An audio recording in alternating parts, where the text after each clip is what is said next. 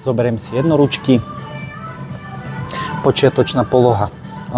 Lakte sú jemne pod 90 stupňovým uhlom, jednoručky sú cca na úrovni úst a vytláčam jednoručky smerom hore.